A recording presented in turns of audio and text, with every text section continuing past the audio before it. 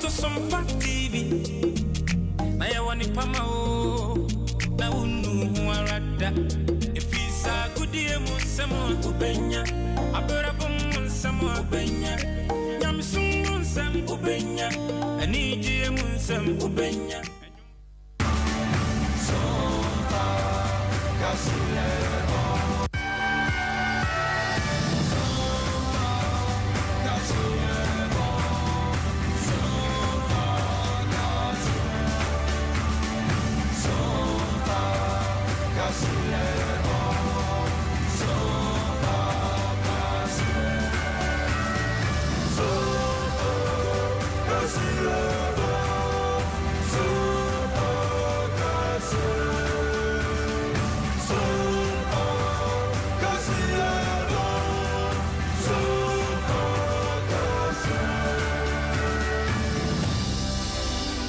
Sia abo omagana de shema munyina ajo Sompa TV sunie ebrona so sen meno sia kase boya abobo no fifidiem ha no yede nyina da abasomo na nsamo no nyina da busua aya hyene nso se ba fa Sompa 93.1 Kumase Sompa sunyane enafe enkranza eno chi information centers babro bes wo hane aduasa num won so fa kase boya to apete ya Ghana de hye etie bi aya ma remfi sen sam nyina da ya kroche de akwakogu sompaonline.com okwa obenya bi no wakenkan anasemo do reba ne rema kwetino bi enie yero ake no frata de ato dwase 2024 budget no adehye bi a won mo aka fa na kosombo dam ne ho no wo mo so ho ewo mu bi abuzan for MPP amanyoko ni ya ho bo akwakoto aba akoyi pani obedi party na nim do makọ 2024 elections na ekobi atena se e de ne magu nsane ne kire se wan we ya memene da ba MPP amanyoko no be kwakoto no second round betimi abam Captain retired Prince Kofi Amoaben so akasa kyerese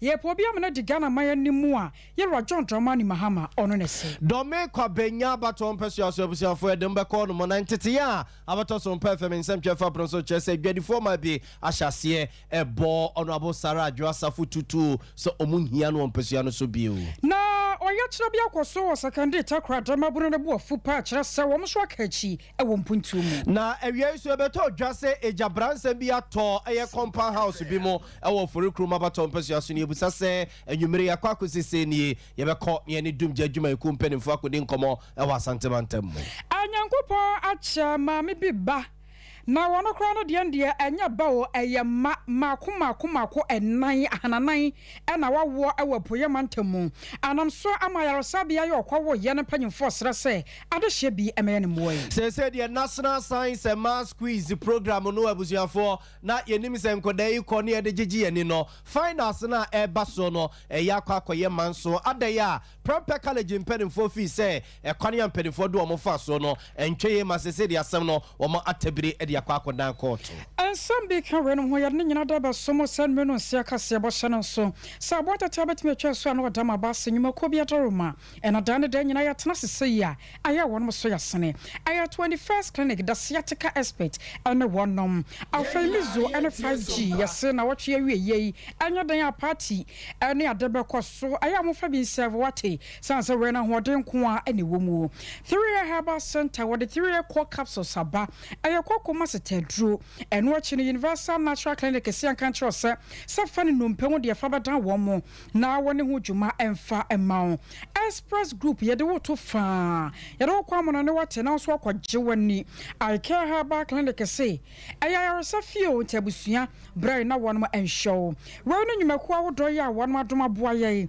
na enmeno siaka se bone ye de eba basom asomfre mienu metin ene akosua ajewa kwade boaten mene na ya bo malibia boga ensemnini abza for yen shaka se na semfemfra hoone de ho nsensem na sambaka hye nso a mampani da John eye mahama penso na ebeto dwase dumso amane musu o mayi mu machese na ba bia ekeka kona no ya kwa akoye dene a na o mayi ni papinu anwuma na eseye wo msoso ana dumso namso ama yeyi o madi wadwuma mu no na enya asem keto no ntine kyese wo sa ban no eye bibia wo hya aseɛ sɛ wɔsesa contract ne nnwumaku ahodoɔ a wɔn ɛwɔ wiase afa na nyinaa sɛ bɛyɛ no ɔmode awɔnedeɛ ho nsensɛm sɛ ɔmo gye ngreta o sɛ mfidie a ɔmo bɛba bɛhyehyɛ no ɔma yi mu na ɛnam so ɔma ɔman Ghana yɛnya nkanea ama yɛde asom adesie nyinaa ɛnti saa mmerɛ no ɛna Ghana ban ne company bi a ɔwɔ UK abɔnten so kɔsensa contract a na adwuma a wɔsɔm bɛyɛ ne sɛ ɔmbɛhyehyɛ ɔmo mfidie wɔ ɔma yi mu na mfidie no ɔmode yɛ adwuma ɛbɛnya ahoɔdendeɛ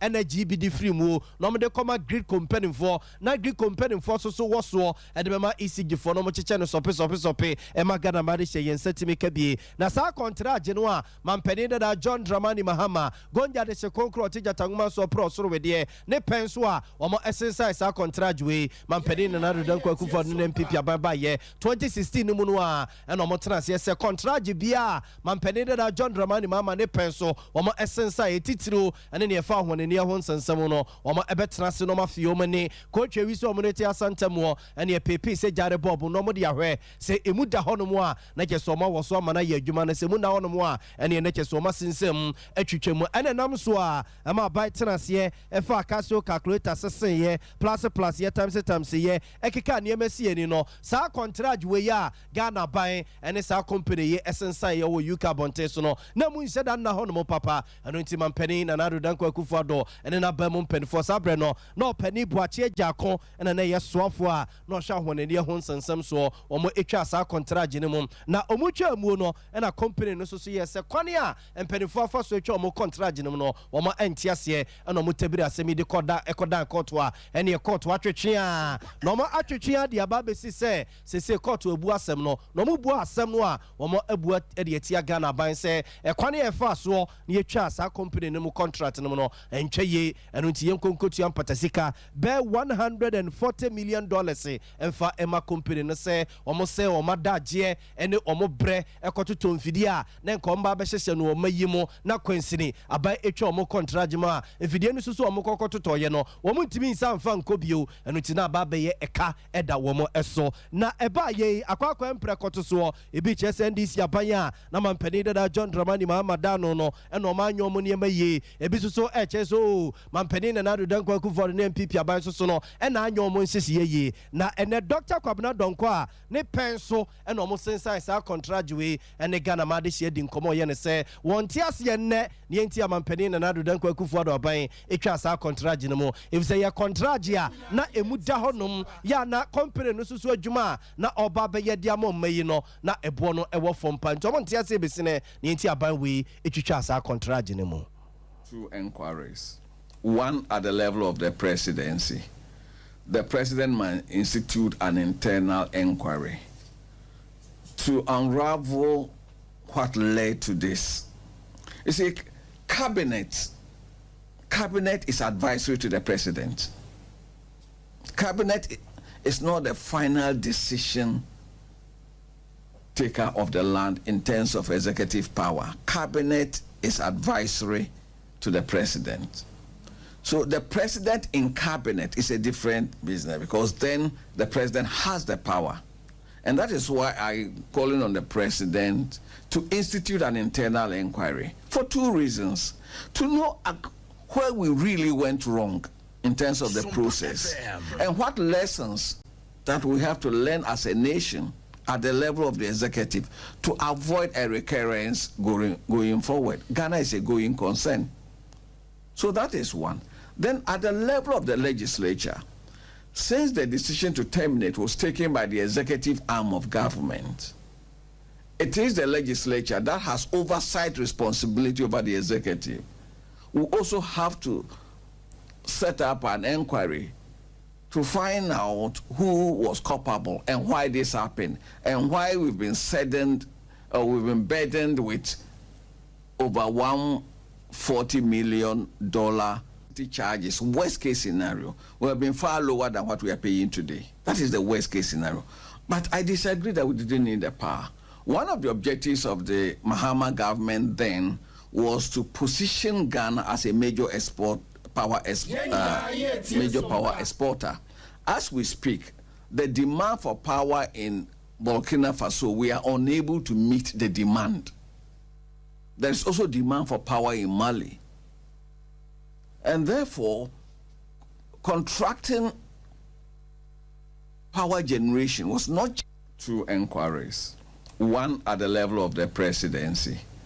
The president might institute an internal inquiry.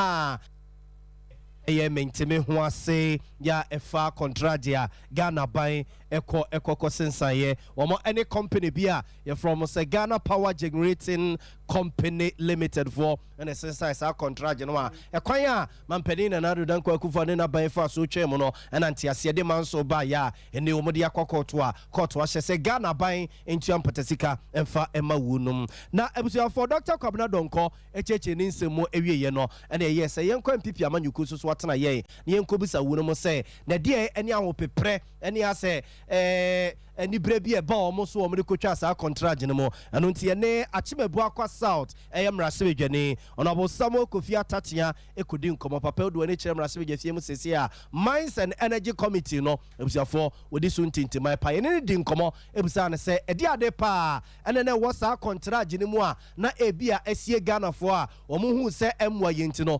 omo ekotwa sa contract me nam so emede katwitwiri de wi ababeto mai so onabo Samuel Kofi Atachia so nkire mu a wode ema yeni. I am of the view that it doesn't accord with sense to sign on, contracts when you know that you might not be able to even use the facility and take the benefit of the power, but you sign. That is even causing financial loss to the state. So therefore, we should look at our needs and then the financial arrangement. It's a combination of the two, which will make a lot of economic sense for the future of this country. Those that just because of whatever do not have an arrangement in which we are signing contracts. And you will see that if power is generated and you don't use it, you pay for it. I think it's very repugnant to commercial sense here. The port calling the kettle black. If you look at that horrible record of doing so, it doesn't compare with what is happening now. So one-off situation should not be anything that should sort of bring agitation and alarm. So they should stop the ambulance way of looking at problems, and let's see how we find solutions to it. But what I'm assured of is that if there is a problem, it's not going to be a perennial doomsday situation. Maybe that is a prayer of some people so that there will be equalization. But it won't happen under Kufuor. I've not received any official report on the matter, but right. I can assure you that it will be resolved. I do not think that we're going to go back into the situation that we plunge into permanent darkness.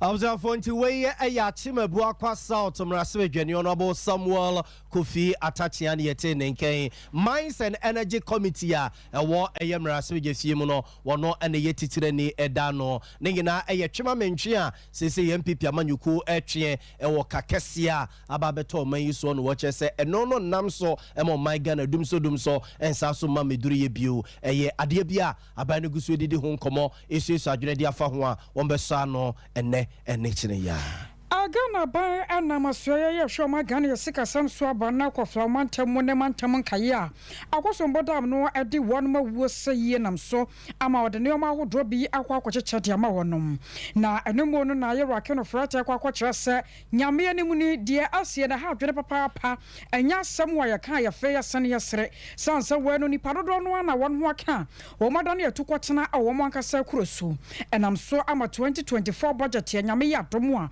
ye baba de juma a favor Friday besim no Ghana ban ahyase ya woyen hyese adehye bia won mo aka no won mo nyinata enhyehye pa betumi aboa na won mo ben ha won mo nani kyene ya no wo behwe se nyame ya dom obosom ye besim mo bekenkan ya ebi betumi aka ho ade aba na wabra so ye no ko ye na wo mo kwakwacha ade no wonam aye director general de man nadmo eso ora Eric Nana Ajimai Prempeso Kasai atra se abanu gusu adaye de obetumi VRA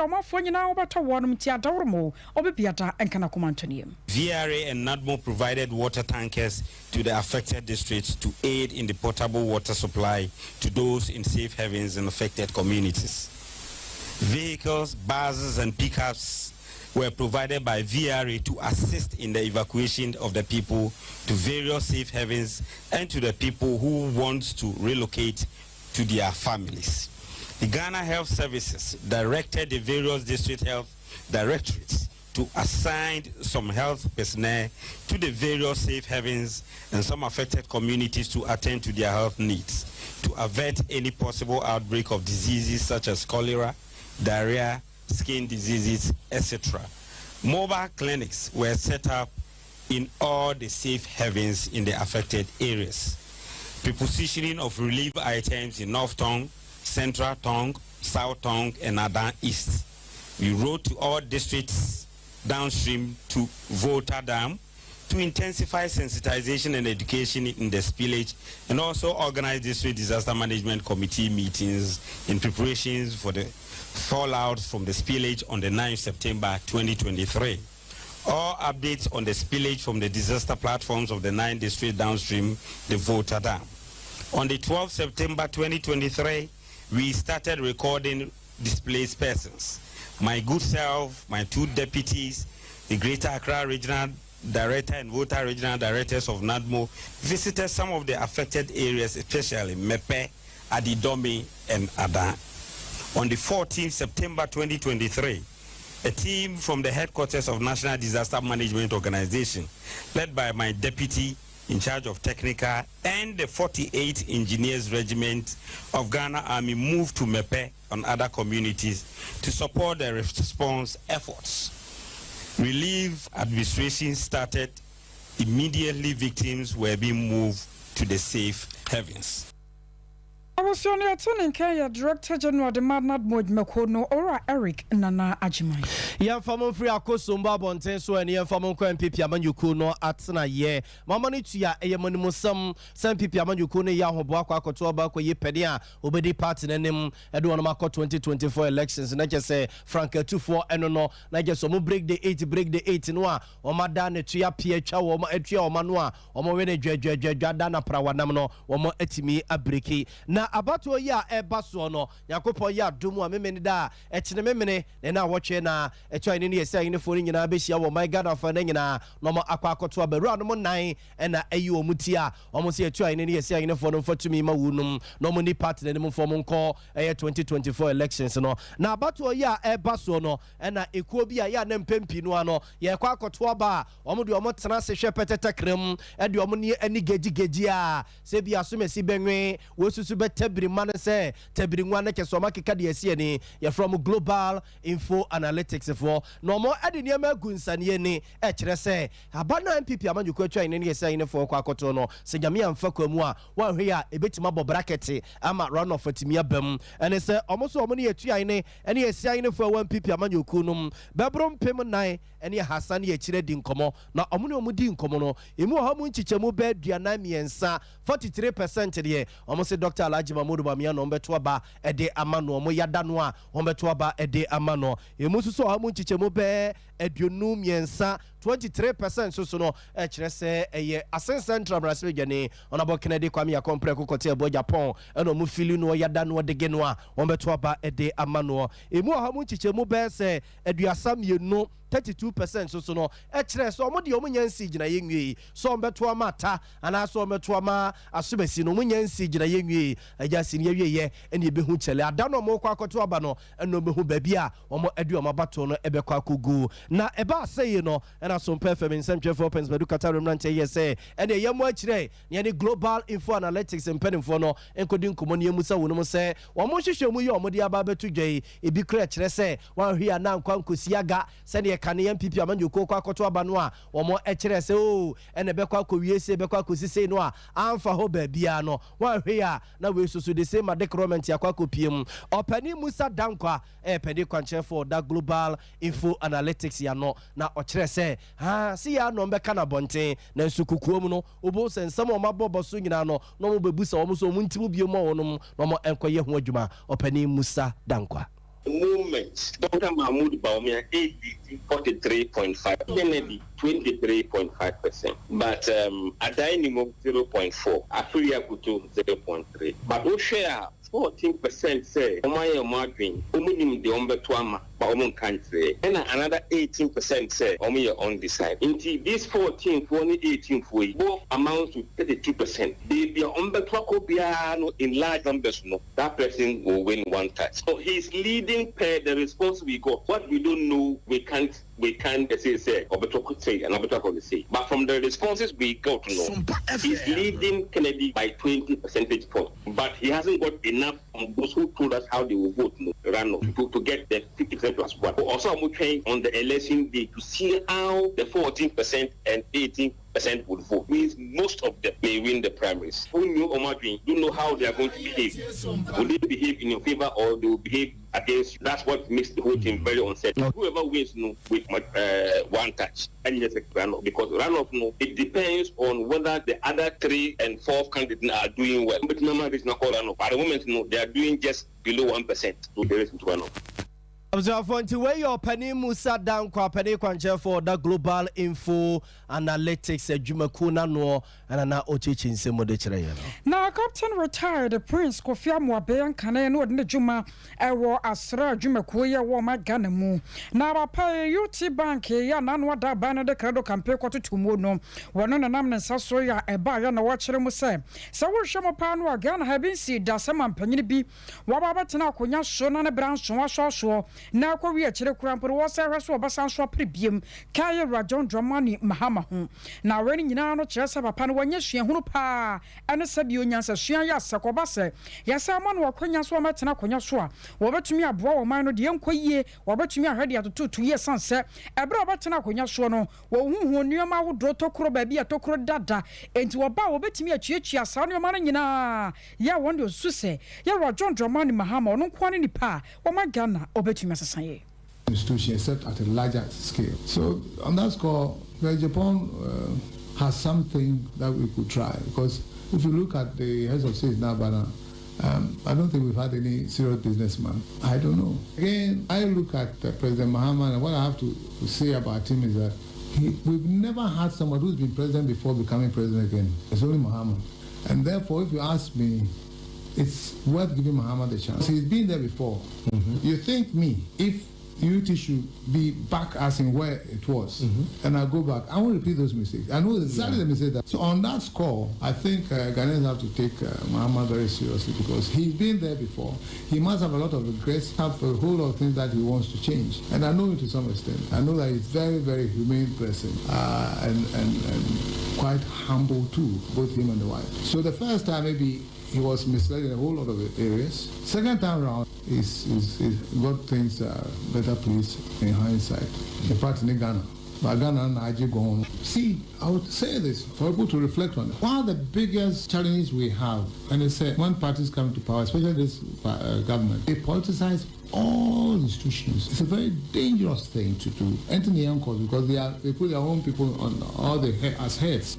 Either they don't know what to do because they are not qualified to be there, or they are qualified but then they are used as stooges. So even though you know what to do, you dare not do it. You do what we say you should do, but we put you there. Now, the only good thing that has come out of it, maybe Ghanaians are not aware, is that there's no coup. No coup because the army has been politicized, and therefore the heads are NDs, MPPs. And in the army now, which is very sad, soldiers are polarized politically.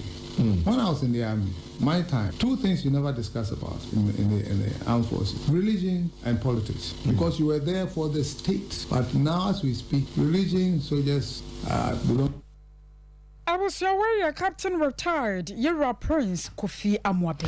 Na Honorable Sarah Joasa for Yemrasibi Junior Womrasibi Fima this year, what Domi Kabinya about Tompesias one crapumperman temona, and Rani at yes, a mammy seja, Ututum Pasa, dear fan Impesiano Soa, no, and a Domi Jomu, one Impesiano Suneja, or drew Honomon May, a Kuhuru no bonun tutu a year before. Mbakasan and Soa, Mammy, and Pinodia, and yet say, was in a baby yare, ne kaka pempe blood tonic ne na wi ko de paracetamol asa eno nti ode ne bana kotena America wakwa Pedro di ama ne bano anom Ghana paracetamol no enye nti okopa bruche de ni bi ama ne mana no nom okoye benfie mienu no wonsi ikuru mu so obekọ parliament ye se minister obedie se obeba be transchromasi ababedie chese wonfie obi anka obi adeche kuru mu ewi ase kra na fe TikTok eno osori a wote so eno wotonyom emu akutie nya asem ketoa na chese amanfo bo no tu janom ne ade a ena mami ebaye du ba bi kra na chese MPP amanyoko se bre nyina akwa kodi ne nse nso aman obo ne tu brezia chese wonfie obi a threat na hono mo a na ja obaye no na adwene se kwa bia so MPP ne de owom no de wom na oda so de MP de obekoso na MP ne wakutam to wonante na chese wacheche ni nsemu kakra de akere ne mpesua so adehye na odu domi market domi dwom hono no ena ma ne se ne wonso mo na ne beyi wono nso bo a wo se abonye se bi epete so ene etutuo pa ne huru a omo ehuru ma mesara adwo asafo nya asenketo a ena ma Sompa FM nsantwefo ye bopune oba ba kokobusan se na mo MP a mo yada ne dige ne se ya na kakane wotisi dwai mu a na ka mo boje ne so e de bone pa no de ye munti a mo huru ne se yi top yasem nyina ne se meme ye full MPP nyanya na ya to aba ma wadua ya story akogina ye na so ato aba ma wo ya do hefa se de ne edi wachi ngaba ye geni ko bi asori ne edi wachi yo na de ye ndi esimu san ya to aba ma se be yen do me market enu nti na ya to aba ne ye ni bre ye ne bonto ana na se ne ya de ma na wo ye se dia ya se ya ble adu ase wa ble nti won tina so o mo se sano maye MPP no de ye do no ye se ye jayo ya do no o nim na wo de adu aba ye cosket and top ye catch na wo me say me to me NDC crime en kaba no me to come to president market oba ye onye na ya pata wa ha na ya bubu na ya ne sa na pata na o ma ya sa ho ana na ye ti mo ti o ye me sisa ha na mo ba ba ya ma ye 3 years ya ko 4 years ni mo nya hwe ma ye abse ya ble ten top so for skirt and blouse na ma mene paka and was skirt and top no ai we dey cabernet slate mum cabernet slate and no mo beto nti we aye dey see ye e wo dome kwabenya abaton pesua so dome dwom emre odo abo Sara adwasafo ye seja otum pasa wo dwane mu kakra no ne mana kwa kodi nkomo ana sansem yi epp di free hono oya chobin so koso I was secondary takrade atoye mantamu we ye mabunu ya wan mo atoye mantamu anati wo mu gu monten so a wo ma ko jabo ya de kire se secondary takrade so hia mpuntu adodode ani nwanam ye koso wo ma gane mu no wo mo so sefata se wo no saka bi nam shonti wo mo mpanyofo ashonti e na aban so ensom twetwe se de koso ni nyina danya de o manage ho kra no mo bosa adwoso enti ene wo mo te mo gu monten so a na kyese e wodi free aseme nam so masomba ka se kopie hobi amana de mabro no kan de won mo se no ye twen bi di bai Senti kwa secondary takade fuye di sa de be demonstration there ye hu de ye ni ko no wewu sisi a bibia wa ko no asai nka nka ye mba so tumo ko ni takwa woko what woko farmers woko ko shedi man kaka nka wa de ne ye sisi ani yala wa sai yan ko e ko no ko mama ye nka kwa yan ko ni na sai elu ko aguna nkwanta edu baby o dey san na e for moto na di continue enjeli na mo ya fu da ko no we so ko nim so won do ya kwana ko na otu so konu at least one for na wo ye wo wi a na wa ye de ne wa continue se kan ba se we so kona o takwa ni name yes we je guo I think they are not helping our town. If you feel one of boy and any chrono, then you can wear, not only wear, but can you put wear? You see, no, then you are burned. Hey, my Western region, most of the mineral resources in Ofiba, Takrady, capital city of the region. But for over so many years, yeba capitalist democracy, Western region have not had anything from all these resources. So we feel the people in authority, it's a time for them to wake up so that we can all see what we can do. Youth in Yaban, Obia Pede, Ababua, because in your government you could be too wide. Why that then every day there, government in Bibia, no Yamahan, Yatina Wachana, Bibia Lemba, into this triple, you put a Yapamano, Yapo Kuno, Yadisha, same, then you develop in there, the way you put a Kuno or Doko. A Jumo in your Yakalpana was say, young daughters and Zutokan, way to donate system, why Nina, you believe it there, to be was so honoma, power be winning Sema, on the Madden Nokodo, into the one layer Konako, as I'm clear, racy, but the Missa Lucio, near how able to be there, taking ever to me, they are drinking the home, but Bibiana Wado, Otogino, what to do, and Mobiano Water, or it's there, the demonstration. From Daniel. I was your way, a mabuno ya. I was second day takradia toyamantemu, and I actually 1 year in Abusia, your fair be at the mom. I was for the move free at toyamantemu, na ya the maba santimantama say na, and area ano pay, and ya kokotia rehosembi wukumase bronwa, your friend sang na gajanshi wo free room, abaton pesu as when I say yes, a compound house be a one potem honomo, and ejatumu, and it was your for grebu, gomose, pania crowd, one man febia. Amanfo niema nyina omo HSA ye na omo se ebasa no ni ahyase nde wa woni tua se memamro ombe o magene so mo di bokiti twinsuo no mo di adada ne kakra na giwom no e no mo ekope fire service for akiri kwan e o menhia om so mo tutu amerika duru honom no na ke se adan e wo ke se honde na ke se ni nyina ebe hia na ahene ne wo so mo ya ene so mo so ano se beye na entre enko amanfo efie na adansefo na wo honom ene edi nkomo echechirimu ni omo hu ye ni omo teye de kofa jane de baye omo echechire mu se de kire yen anopai na ye wo fie na ye hu de ekoso na hu se jane de eso efie ho na ye try say be du no ba the way adense call big no ya ye ntimi ndum no na ye frɛ fire service so no ya frɛ from say omo ye hia omo be boy omo ya omo ntimi ba before me ba na bibia ye I say start we say around be 8:30 call 9 na de see ya frɛ omo sa omo nye on ya tell you pay ya tell you best you know say be na dum giant me dum ko I big ntimi dum no na ya frɛ omo ya frɛ omo ba bibia say wi ansa na omo aba say ade tie no na me ne nkore obi a pie kopɛ na no bia ne nti obi a den epie say be de awon kwan say enra me nua ba ko ati ena we mu ono ene oye oba ho ade ne ya nti onu kra okoye so okoye oba ne ho ade ti say furo ma friend say ni fie na hie o ewo awale na ase nti mobo pa abusuafo nti weye aye adansefo binom abusuafo arehosemi esi ye no mo bembe ho no mo netuamu ana na omo cheche nsemu kakra de ekire nsemtwefo no ne yenkwa oma no so na ye ne DO3 Peter Aden kodi nkomo papa dum je adwuma eku no ne fe wa santemantama se wo no na hwani amansan edi nkomo ema wu no ye ne nkodi nkomo ne yenkobisa se otie I witness ya akwabisu ne kai wo se I witness evizo ye baako I witness yi na se mo anu oka no a oso mo frɛ fa service for frɛ afi ade ne si bibia wie ansa na mo eba DO3 all correct amasa o all correct me ya buama na majibedi se mo ho ye de Erade adom ye ho ye mo so to se Erade adom ye so ye ho ye na je wie na anopa wie ne ekote se compound house bia e wa ngona gajanshi area ho eja to mo mana se grebu but I witness say ene omo kasa e kire se omo frame mo asemu delay kakra ansa na mo duru ho no mo sa nete mame namaste for opportunity na menchi amatie ho ene enyumre entesa okay and tisa if you say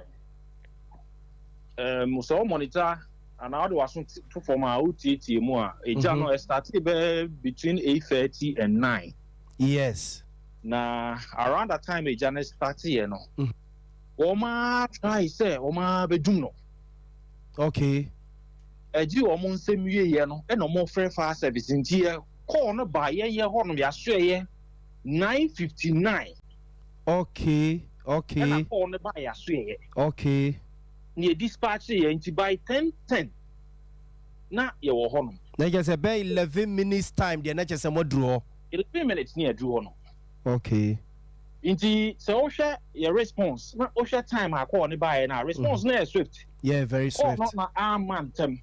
Na bibia obi ho kasa na o po bi dia share no o po bi blame no. Yeah, fire service. Yeah, from na the yeah pen say e was say mo so media on mo boy kakra.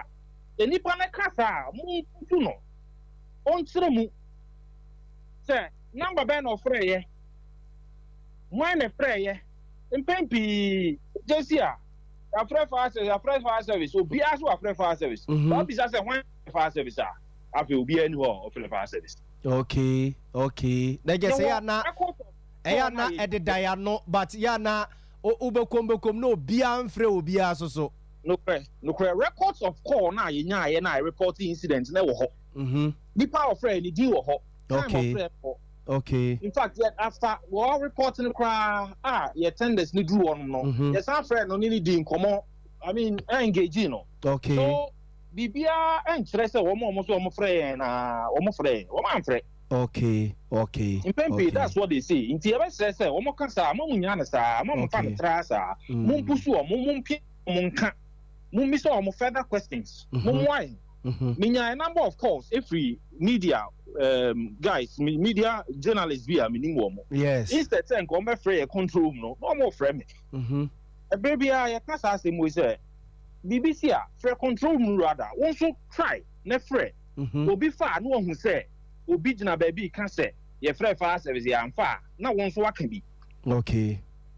Yatiase na diotri mudu hono mo no kwasi brone be kan say preliminary investigations amwa ye mode money to form dem aso to form no e die ne kofa agya ba ya yesi about 21 bedroom house ni nyina ase krasa nti yen saka call na yekudru onom no in fact ye face resistance kakra nipa o no kra na o mo resist ye o mo pese e bedum no nti wo ma mu bi na esa ma e kwan se ye nkwan godum ja no so edu o na eja no atomo afafie ni ya but ye boy omodin etimi preventing from spreading to a dying miensa ewo efie ni nchen e ba ko na chi na ebi nso ni nchen mu ni nchen mu ye prevent eja from spreading to all those places. Okay. Yeah, preliminary in fact ye tietie form no wo mo kire mo se obi nu aduane na wo mu gya ho ekọ efi se na wedding bi du wo chen ho ba bi a nipa dodo na afirifi o akogu wedding na nipa na aka ofi e ba miensa no mo dem. Okay. Njo gya aduane ho na kofa eja no e de ba but ye gusu aye nhwehwe mu to establish no na e de ba ya na se bibi foforo na e de ba. Okay. Na o se muduru honom no na nipa ni bia wo honom e prevent mo se mu bedum gya no mo reasons and say anti no mo prevent mo no mo susu say ye delay. Okay. Nti no mo prevent ye say o my konkudum gya no ti say eja no edan eja na fadan ni ya. Okay. Nti o mo amumu bi na ekire o mo kasa ya o mo my kwan. Nti ye mema no duru ono kra no within the first 5 minutes no mo ntimi nsim frika no kra konkudum gya no. Okay. No mo tika no mu. Okay. Ti say na nkrofo no I agitated a o mo pese o be mo kwan. O mo makudum gya no. Na mefa kwan we so asre. Obiara odi ebia say I mean eja no ye eja bambofo ye boban say eja mma ye nkyerɛkyerɛ na expect say amanfo betie no mde di dwuma no correct odi di dwuma na eja ne mma ba eja ne ba na afrɛ ne ye ba enye ne ya so ja no e wo so mai kwan me ekoye dwuma no correct o prevent yen ya emwa because o prevent yen na no enum ja no jebe say amanfo o mo mai kwan ni ntimi perform your lawful duty. Nti fie ne de e beka ne se panie kro ma ntimi amfa mfiri ho ne nyina ase kra ho. Fie no 21 rooms. Yes. Ni rooms ni ya ase aka structure no kwan. Yes, nipa be 50 na etifie ho. Minute number na de but say 21 rooms na wo ho.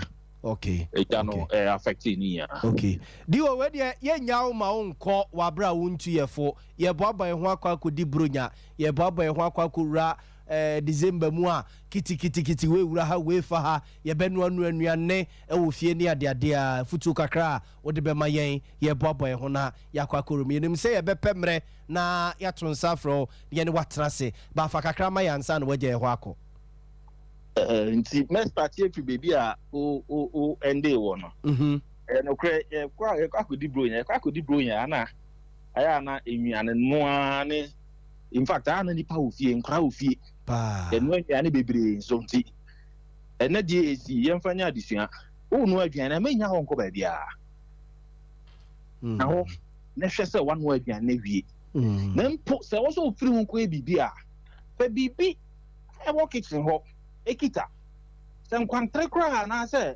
eta ana bibi chance tre bi a ekita inti o attend to ade no e kra on e be ka wo say na be bibi ofie me bibi o kitchen no me nkonkɔhwɛ e be ka papa kɔhwɛ okay but if food no say ni kwan say o free home me leave food unattended hwɛ say one no awie aso akɔye bibi foforo December ye remu yi wom say weather for predict say this time in so no beto akɔ we be do December kra na in so no eguso a to kakra but still around that time na ya na enya hamatan ope brain started we do sa brain na bibia into the slightest mistake abia na betimi akofa eja ede aba into around that time they also start careful okay yeah the nkanya edijuma electricity ifidi edijuma ofie say ye pie akoba bia edundum ni na bola ehisi ofie nchen no yenya hweye wo ho because eno nso timi kofa eja no ba why wadwen say baller for beba around don't farm mom obebo anu ofie ni nchen odija atum odija ni tum a mframa betin afa ja na ode atum na ba fie ama ba ba show no correct je be sele say yenye ahweye yo saade no yo achieve we na bi a ye momodi ante be free fire service ye control room numbers ye emergency numbers ne so e be 050 500 1415 okay 050 500 1415 I consider 03220 22221 okay 03220 22221 your short code we no so o ba ko ye 192 and I say 112 sa numbers bia so frɛ ya e be jo so nya ba be yo mwa yo chief ma me na wase anwumre bibia ni so e be sa bo punum nyame nhyira o pa me nya ya bo amzafo we do3 Peter Aden ye ne na kwakodi enkomoyi 21st clinic ayo the sciatica experts awusua woto asentene na atwe wa de aba na amro mu no ehwo nkomabo ne ye boy ne brofo eno sciatica yade no ebo hono mo timekye no ye ma mpanyimfo nkankan wo hwe ya baka so obi na abo dua na sempo stroke yade na de ne ho gimu ayo sciatica yade no tumneke na kokuma se hwe overseas junction on mo a ya ban alpha radio ho kwa ye be show kama ya branches ne doso makoma kodunum ne ye kire wa magane mu ankran so ye wodome market and oboase council quarters kwa junction one musunya ne nkranza tachima na ene de keka ho shano sa wo ba ye massage kama afa roba fa laba wo do mu scan ba akotwa bi na ya heba bi potia yade no efiri eba ya homa ne nie friend ne ne nkomo 0249 311311 0249 311311 and 0540 311311 Mizo and 5G was your friend Yami Admo watching a copy the question so ebekwa ye and watching a wedding and what draw upon to be brenua and ye beko Shano say a Mizo and 5G now so now the server what case die and on a what din wom e must say pikama into the non woman crown woman at Diania one no more about me I asked Shannon so well no ne bonus so da from into course of toss I would draw ya ton drinks her I have bisa say wo pemizo anasa 5G drink be for your home and we prepare busua fra ya baje so kama na de ohia bia no ye de amon ya home no 0246 270 221 0246 270-221. 3 Herbal Center. What a 3 core capsule saba. Ayakoko masetedru. Edre wono mu a etumi ayam tim. Wobi akoko wana so na sempo sisi ade wo so. 3 core capsule sebebo pa. Ebe yi nyina de afiri ho betimi akyea nananom enso ma ho ato. Na we nya de ka obasabasa ne biasa bio. Na ba bia na yi ne ho adin da bida. We na da bokọ. Wokọ na sa wokọ senso na wayiwiyam ama ho ato papa. Enomra yakoko na ka ba dan help Mr. Ba Epidank. Yan sabeka bia na se frɛ ho manwe 0546 107 107 0546 107 107. Ye dinero so ya ton krato na kachiri enedos. Here in Ghana, when it comes to chicken, the good old days are back. Why? Because Boris Beef's Chicken, BBC, is here. Yep, give your family and loved ones Boris Beef's Chicken. Fresh, tasty, delicious. Boris Beef's Chicken is produced right here in Ghana by our cherished poultry farmers with support from the Ministry of Agric. Get whole frozen chicken, gizzard, chicken feet, chicken neck, and chicken liver for those special family meals, buffets, picnics, funerals, and all restaurants. Get Boris Beef's Chicken. It's halal, so everybody can enjoy. Wherever you are, call Boris Beef's Farms hotline 05-444-444-53. Ask for our branch that is closest to you and come get your chicken. Boris Beef's Chicken, BBC, proudly a Fiakoko.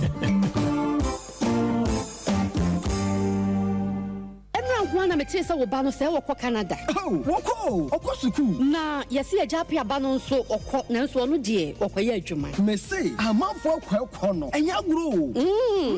Ja no ho na de won kɔ saa no.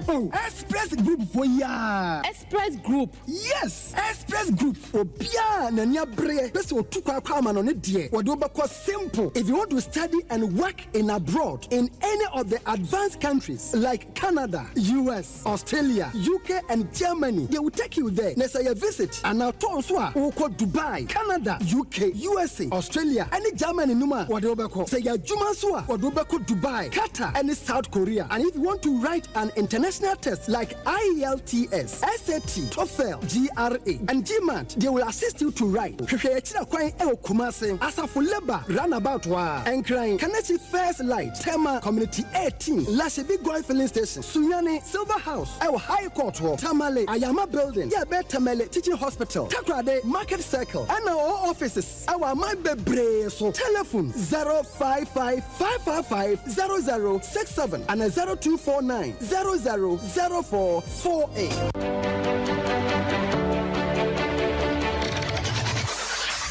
Introducing Mixer 5G Sparkling Drink, a whole new refreshment in a can. Mixer 5G is a tasty non-alcoholic drink. It is a perfect companion for all your events, including parties, weddings, and funerals. It is made with green tea, ginseng, guarana, grapes, and grapefruit. Get refreshed with Mixer 5G Sparkling Drink. For bulk purchases, contact 0246 270 221. This advert is FDA approved.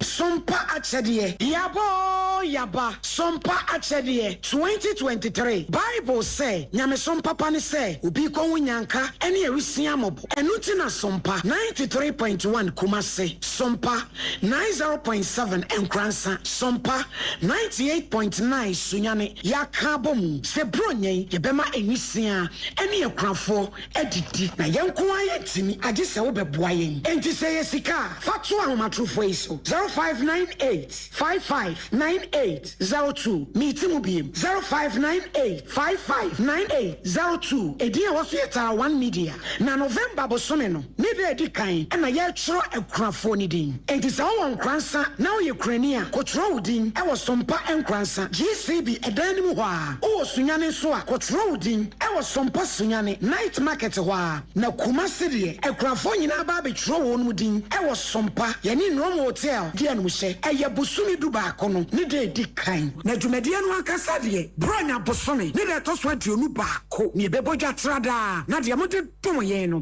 yɛde ama ekunafo yi wɔde bibi wɔ 1 million ko se 1 million wɔde bɛtɔ akokɔ na de abɔmo na me de abɔmo no so ɛne anwa no ne sa ɛne anwa ne sa di si no so nyame nhyira mo pa wɔyɛ adeɛ pa na yɛ sika na yɛ ntoma nso a wobɛtumi de aba afei nso sɛ nneɛma bi a ɛnsɛ yɛ te sɛ mo ne anwa nso a yɛbɛgye mo a moyɛ bi afe atwa mu no ɛmu adansedeɛ deɛ moa mo nim Sompa akyɛdeɛ 2023 abusuafoɔ yɛmfa yɛn ho nhyɛm na proposi prempa oboɔde pɔnkɔ mu yɛnya nkopɔn ɔbɛyie wo yie Sompa akyɛdeɛ 2023 akunafoɔ ne enyanka ne nso wɔn mu bɛdidi.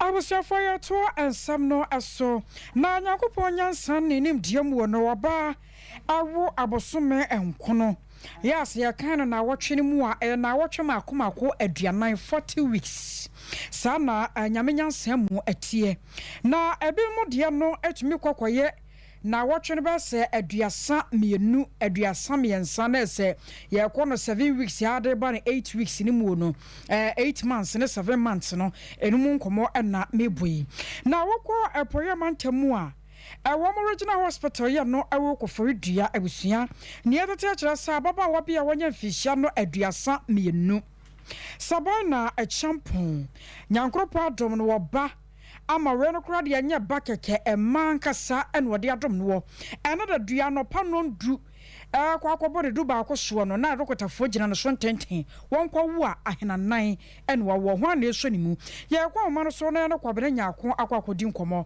kwabe ma joy mejo sibi ni aba sese nkoda no wo mapom de tasai nyakopon adom o mapom de egina branne no kase metima kase omho eye pa na ye tene hasa enkoda no wo mo na wotwe aduasa miensa na se 8 months amu no wo ye yara akoda ya wo no 8 months na wo mo kra bo ye makomako enan no de na se wotimu se we no kra no mba ye nketenkete ana bibi e kyesa we no won mo kyesai kyekye mu kakra minia ba sania wodi kan aka no sapepepe de tie yenim se nanka oba de na ye komo no se wawo baako nakopon eye na doma na wo mienu ekoye miensa na akwakoye anwonwade na akokoye enan ne dia na akokoye ade a akokoye abakosem na me no ka say enkola enan a yawo mo batas fasas eso no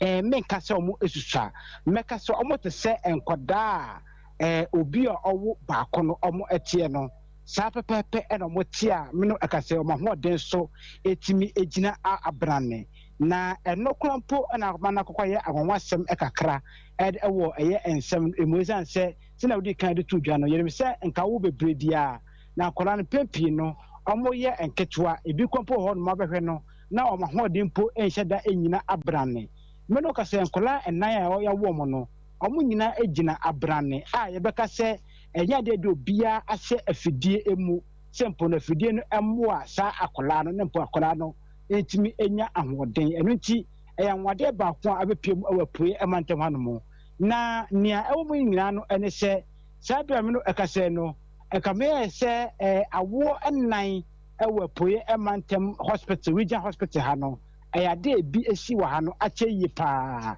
eno nti enidie na ababa piem no akokoye bibia asanso apusu empanyifo na asanso bompanyifo epusa asempo no atimi asi na opatan a wo akola no ene eyene kunu omufi owura kese no eben sabam no akase no asama kese ene ne potamu na sabam no akase no omo yakuafo a dane da omokọ omofuom akodi dwumadie edo enobaye eton kakra na kakra so beka no so mo no modusafo etimi edi na no na twede mpanyakopon ayọ madoma no akase no enkola enan watimi edi achewo mo na yɛne mo atwitwe nkɔmmɔ ahoma akyire no ɛna ɔmo kyɛ mu so no kura ni ɔmo ani agye ho papa ɛsiane sɛ ntaa ɛnsi nti Nyankopɔn ɛna dom ɔmo de ɔmo ani agye ho na mmom no ɔmo nso mo wɔ ha baako ɛna yɛtwi bɔ ne bi sɛ a na Nyankopɔn ayɛ mo adom na ɔmo wɔ nkɔla ɛnan ɛde ha ɔbɛn pɔte bio ɛna mo ɛpɛ ɛna ɔmo kyɛ mu sɛ hwɛ nkɔla ɛnan ɛhwɛ no ɛnyɛ asɛm ketewa sɛbe yɛyɛ akuafoɔ a ne yɛ dɔ no yɛdi na kakra bi pɛ ne yɛtɔn ne nti kora ɛnan no ɛbɛyɛ ne dan ne ɛbɛtumi ahwɛ wɔn ɛsiane sɛ sɛbe nkɔla mmienu kɔmpɔ yɛ wɔn ɛdeda no ɛyɛ den sɛ ɛbɛtumi ahwɛ wɔn na nkɔla mako ɛnan abɛka ho ɛna ɛbɛyɛ den paa ɛtumi ɛda mɔ wɔn nti wɔn kyɛ mu a wɔn ne hwee ɛka ɛhyɛ n'asɛkɛsɛ no bɛtwa no apɔnyako pɔn na wɔn afa so afa akɔnya no so ɛde ato Ghanafoɔ nyinaa anim ɛsɛ wɔadiɛ nkɔla nan ne akɔpɔn da do mɔ wɔn mu na so wɔn akasa ntumi hwɛ wɔn ɛno nti no adɔfoɔ ne mpo no ɛkɔkɔ ahoroɔ ntumi bɛyɛ wɔn mboa sɛnɛ ɛbɛyɛ a ɛkora akɔpɔn da kyɛw mu no wɔn bɛtumi ahwɛ wɔn sɛnɛ ɛsɛ ne fata na nitɔde hu sɛ wɔn tumi bɛyɛ wɔn asɔsɔ so yi so no wɔn atumi aba bɛyɛ tumi no kasa ne deɛ wɔn bɛpie mu wɔ Poe Mantam Regional Hospital a anigye kɛseɛ ɛna aba wɔ bere a ɛyɛ okunu no ɔyere wɔn wɔ nkɔla ɛnan nanso wɔn fɔ akɔnya no so do ato dwa akyɛ mu sɛ ne hwɛ no bɛyɛ den ɛda wɔn ti adɔfoɔ mɛbɔ wɔn sɛdeɛ bɛyɛ nkɔla no yɛbɛtumi ahwɛ wɔn. Na wɔn de ka wɔ dada wɔn. Mino kasa amanebɔ nsa aka no akyɛ mu sɛ wɔn de kan awo ɛdada a wɔn wɔ nkɔla no mmienu. Wɔn wɔ nkɔla mmienu. Saa pɛpɛɛpɛ mi ni. Ɛna wɔn asa wɔ nnan.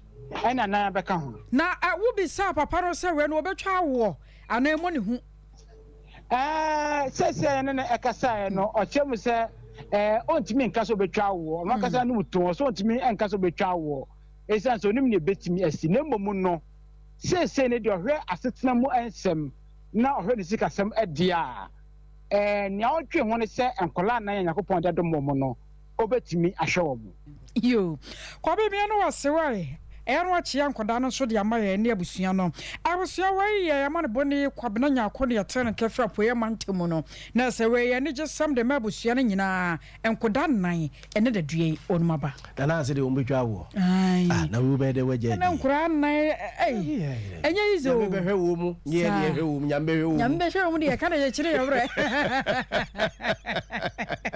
abusua fa yɛ to akasɛ no soma mo ne yɛ fa mo nkɔngu masua mo na National Science and Maths quiz yerim say finance no baso na ntiti abeto so mpe fm nsem twefa pro so chese wan we a na finance no ya akwa akodwe ne se ade ya ye se Prempeh college fo no Prempeh college fo no ayo madwene se amanfo no o madwene se nyade a omo ebeti ase ne se semi finance na course no a omo ene wo mu nua no poku ware ne Pop Jones fo ne kokko face no ye se kosan bi mame no quiz madam no ekobusa kosan bi ma Prempeh college akwada no se friend dimu se de no ekoyi ano na ano ye no ode maye no se na akwala na twa na mame ne se chinchirinchire a wati enu nti no one farmer Prempeh college for no ene didi mu ama Prempeh college for no omkoto so second na se number 3 omkoto so eye second ye na je se opoku arefo na eco finance no na eno no mo twa krata ene koma prime time for no a omo na ehwe National Science and Maths quiz adwumadie no so se de course no mani anye ho nti ebe ya omo empe bibi emeka nkyire wo mo krata no mo de koma prime time for no mo so no mo baaye eje omo yi ano no mo kotworo brofo tententen ene efi se de course ne kwaso ano no ye nkyinkyim obi ansa ankwanko ye ntanchia bia babia ena busuafo ye tete anwumre se Prempeh college for no amanfo omo atabiri asem ne de akwakodan court a omo ewa atwene mu se court e de omo nsabeto finance no a eba so se kina o se nene nansa ye se 30fo na eba so no court de nsabekọ akoto so na busuafo yenkotie kosa no a maame ne ebusa Prempeh college for no eni anu yi a womo ede maaya maame ne se womatie wabra no womatwa ene akwakoye manso yi yenkotie kosa no. I am a physical principle. Even though there is no theoretical basis for me, I am an experimentally confirmed principle. I operate across many domains of physics, including mechanics, electromagnetism, and even quantum mechanics. According to me, the whole equals the sum of the parts. You call on me whenever you determine the electric field or the scalar potential at a point due to a collection of stationary charges. So who am I? Vector addition. No. Did anyone else ring? Yes. Gauss's principle. No. Yes. The principle of superposition.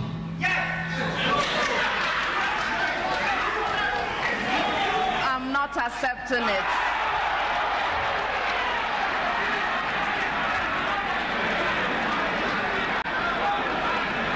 Who wants to try?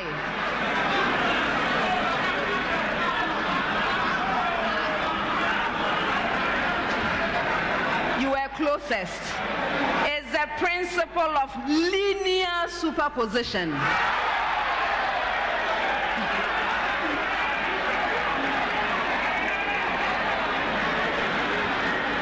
Next, at the end of the contest, here are the final scores. Prempeh College has 36 points. John Senior High School and Minor Seminary has 36 points.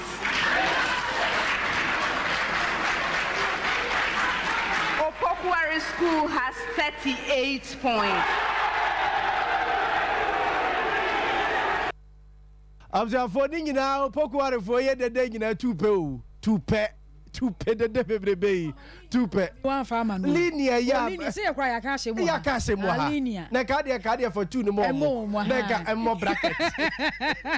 bracket eno ne mansu no jabziafo national science and math quiz ade no wa hwe ya na finance no eja ye hwe ne ye court e de asem ne beto ai Universal Natural Clinic abusia kwabare say ada wo tipa no oposo yo ya sanse se wo suku pa linear nti na wo ma ntimi anweni ne yesa ja ye kokko to de na se mu akwakoye den wonya Universal Natural Clinic ya no akwakotenetene wapom ko to da ne duru a wotumi akwakotene ahwede besie abusia watonso S line ye bebo nsuo mfra ye 0556224102 I care about clinic was say fie ne ye ye de paroni ba mo abo sisi ya de woposo sasabro etumi ne pa hapatin so ewo ho ebusti system no ye wo adwoso zongo junction 0530 721165 Express Group ye de wo to fa wo kwa Canada USA and de kaka honkuma sasafo labor runabout 0249 000448 abusara for Sadama Koko Veronica Jando akosia somo ya Grace enen kaye no yansam for panyoro asante abo Benedict won na dom semu akosia ajewa akwade aboaten ene medin mene na ya abo amale bi abo ya fan kai boy entwa mutawo eye Sompa